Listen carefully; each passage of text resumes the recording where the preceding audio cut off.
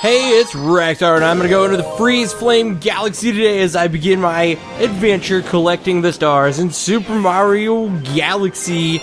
Once again, another day, another set of 3 or possibly 4, or on the rare occasion, even 5 stars. Anyways, today, I've been thinking a lot about Nintendo, so I'm gonna do one of those days where I'm not gonna say rant because it's not so much a rant. But I'm gonna have one of those days where I'm gonna talk about Nintendo today. I'm gonna be like, Nintendo, I'm gonna talk about what's good about you, and I'm gonna talk about what's bad about you. Because it's like one of those days, you know, E3 is coming up, and so you start thinking about things like, how Nintendo is maybe like what they're doing wrong, what they're doing right, what you wish you could see them do better at any given time in the history, because you just want to see your favorite company, because, you know, Nintendo's obviously one of my favorite companies. If you frequent my YouTube channel, you would totes know that I love playing me some Nintendo games. You just want to see them do right by themselves. You want to see them move on in the world to a cool place. So anyways, what I was thinking about today, Nintendo right now has a few things that they need to work on, and they have a few things that they're doing awesome. And with E3 coming up, I really think it's a time right now. They're at a pivotal position, especially with the Wii U console. So they just had Mario Kart 8 come out, which got me thinking about, you know, one of the things that Nintendo obviously does right is whenever they make games, they are so good at making games that are like unabashedly Nintendo. You know, when they make games, it's like, this is a Nintendo game. It is like that hallmark Nintendo mark of quality. There's no half-assing it in the Nintendo world. And that even includes no half-assing it in like the Nintendo world in such a way, in like a crazy way, with like stuff like, their fucking tennis games. Like, you'd think that they would at least half-ass it with like tennis games, but no. They're like, grr, we ain't gonna do no half-assing in that world of Nintendo, because it's just not what Nintendo does. And so, like, with the Mario Kart 8 that just came out, it is once again another one of those great non-half-assed Nintendo games where they just really went all out and kind of like kicked some major, they kicked some major ass with it. And what I was sort of thinking about that whole situation where it was just another like game that kicked ass, some people could arguably say that Nintendo just makes the same game over and over again with their kind of like original games like that. But one thing that I definitely feel like with these types of games, like Super Mario Galaxy or whatever, is sure, it's like, oh, it's just another Mario platformer, but Nintendo definitely, one of the other things that they definitely have going for them is that they won't release a game unless they know that they've made something innovative compared to the last one. It's not like Call of Duty, which I know it's a mean example. Everybody's like, I love Call of Duty. Well, I don't know how many of my viewers are like that. I'm sure we've got viewers like Call of Duty. Call of Duty's a great series, whatever. Not for me. It's for some people. It's not for me. So, the point is, though, it's not for me, but it is for some. The thing about it is that, thing about it is that Nintendo, like, they only release their, like, hallmark game titles, like Super Mario Galaxy or Mario Kart or whatever. They only release those titles in situations where they feel like they've made something that is, like, innovative compared to the last one. And, like, when you play, for example, Mario Kart 8, or when you play, for example, like, this game was a way big step apart from any previous Mario platformer. So it's like when you play their games that are new, like, different whatever games, they're always new. They're new in a big way. You can just sit there and be like, holy shit, that game was very Mario Kart. Or that game was like very much different than anything they had ever intended to have made. And it's really neat. And they have many series that they do that with. It's something they do really well. But something that they do really badly, because guess what? That's the other part of this. Nintendo, I think, one place that they need to like go do is stuff. They need to kind of like get into the new technological age.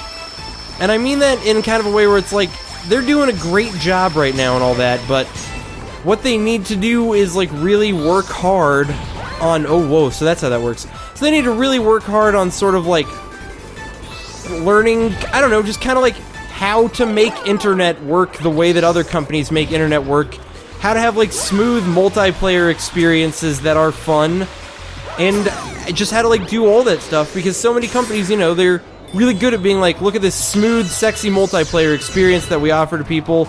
It's what we're good at, and Nintendo definitely hasn't been able to say that. They don't have like the internet stuff available to people in the same way that other companies do. And I really do think it would help Nintendo to kind of like grow in that way. And oh, poop. Oh, there we go. That's the first time I'm sure that.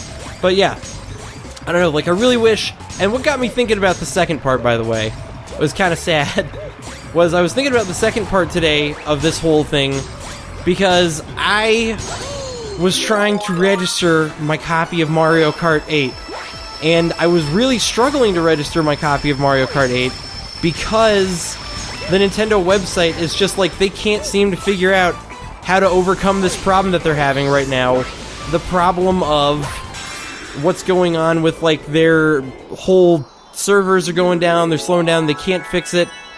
And so they just can't seem to like figure it out. So when I tried to register my game, halfway through the survey it crashed, and then when I tried to register it again, it was like, somebody's already used that pin.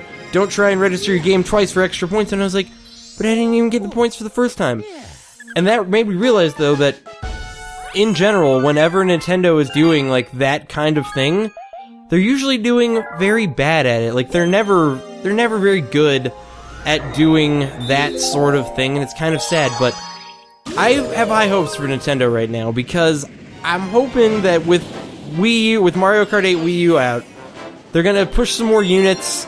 In Mario Kart 8 Wii U, by the way, I noticed something really funny. I was reading this, it's not just Mario Kart 8, many games. I was reading this infographic, and it was about, kind of like the standings of the big three console producers right now. And what was very interesting on this infographic, on the standings of your big three console producers right now, is they sort of had this thing going for them, where I noticed that Nintendo has something very unique, and that is, even though they have the smallest install base of any company right now, even like irregardless of the fact that they have the smallest install base, their games have topped the list of console exclusive selling lists. Like, so they've got the console exclusive games that have sold more copies than anyone else, and that's really interesting. That they're second place to Sony in terms of they're second place with Sony right now in terms of console sales. But they're first place because Sony's only had Killzone as like a console exclusive, and Killzone's only sold like I think it was like 2 million, whereas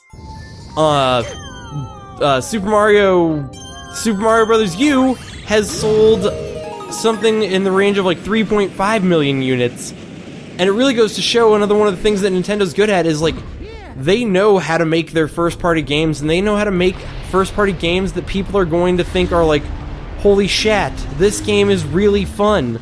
Like, it is so well made that okay, this guy, so these dudes are not affected by spinning, but yeah. So, it was just really interesting that even though they're paling in comparison of, like, overall sales, that they're still kicking everybody's booty holes in terms of, like, how their game... Oh, damn it, I thought there would be a secret there since the camera wouldn't go there. They're still kicking everybody's ass, surprisingly, in terms of stuff like how their games that they make are selling, and it's just kind of like embarrassing for the other companies that they can't seem to have that kind of promise. But then it also crossed my mind that maybe because the selection for the Wii U is smaller, but I still think it's promising. And so the thing is, I was like, dude, I bet that this game, or Mario Kart, that Mario Kart 8 is probably going to, in my opinion, I do not know this for a fact, I could see it totally outselling, I could see Mario Kart 8 totally outselling, like Titanfall, which is Microsoft's big console exclusive right now, somewhere in the, like, range of maybe a couple days. Like, I don't think it's gonna take very long at all for Mario Kart 8 to kind of like show the other consoles what is, and be like, hey, you guys are struggling to get people to buy your games, but when we make a game, every single person, like, ever is like, hey, we should probably buy that game because we know that there's like this Nintendo hallmark of quality that comes with their products.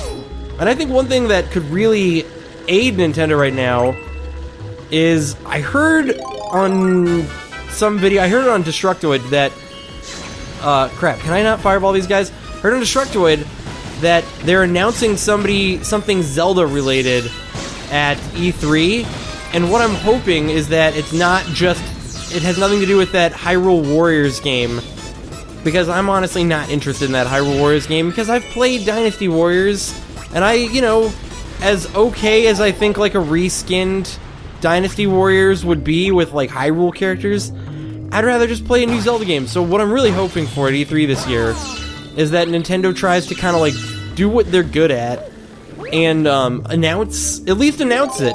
Get people buying. People, if they knew that like a Zelda game was coming out within like a year or two, people would totally get up there and they'd be like, oh my gosh, I gotta get a Wii U because I'll play like Mario Kart 8 and all the other games for now, and then we'll straight wait for Zelda, and then everything's gonna be cool because we'll have a sweet Zelda game, and we all know that every Zelda game rocks. Actually, I can say with like full honesty now, even though I haven't played, is that just gonna, oh cool, even though I haven't played Zelda Link to the something, A Link Between Worlds, even though I've yet to play A Link Between Worlds, I know that it got really good, like, sexy reviews and everybody loved it. So it's like, I know that people have faith in that game.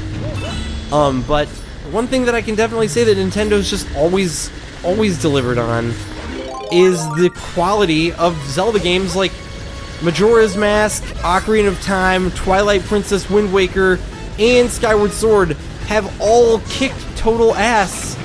And I straight up think that it is the case. Oh, there's the other. Okay. Oh, what? What the feck? Well, that probably wasn't the way you're supposed to do that. But yeah, I think about all those games, I'm like, every 3D Zelda game has been solid. Like, very, very solid.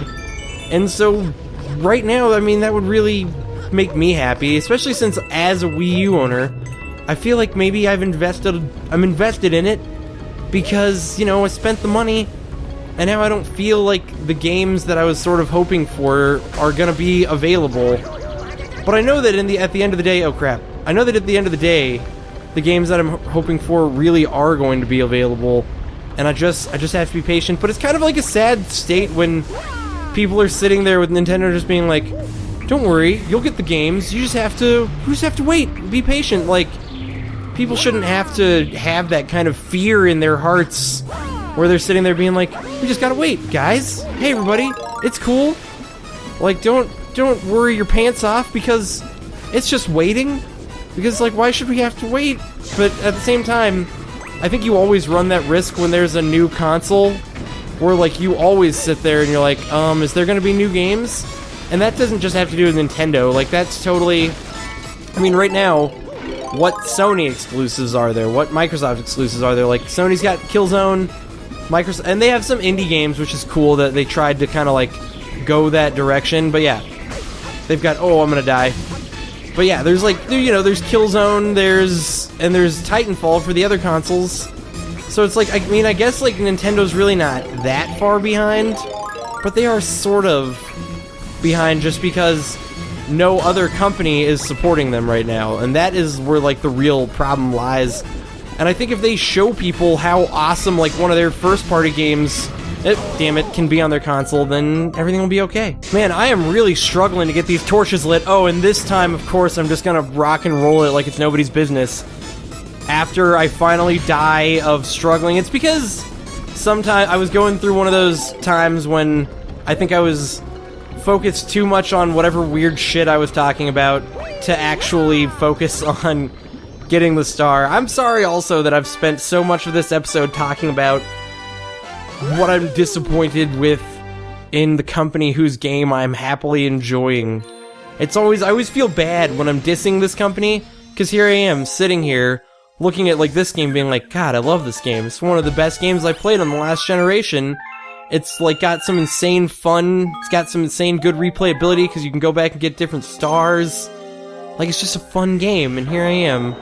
Trouncey found... Wait. There is a comet in orbit? I don't think there's ever been a star where there was a comet in orbit before I got the 3rd star. Or maybe there have been, and I just didn't remember it. Now I'm kind of curious what Cosmic Comet means. Cosmic Clones, which means I'm probably going to have to race Frosty Cosmic Mario Race. Yeah, I'm probably going to have to race Cosmic Mario. Oh. I haven't even done...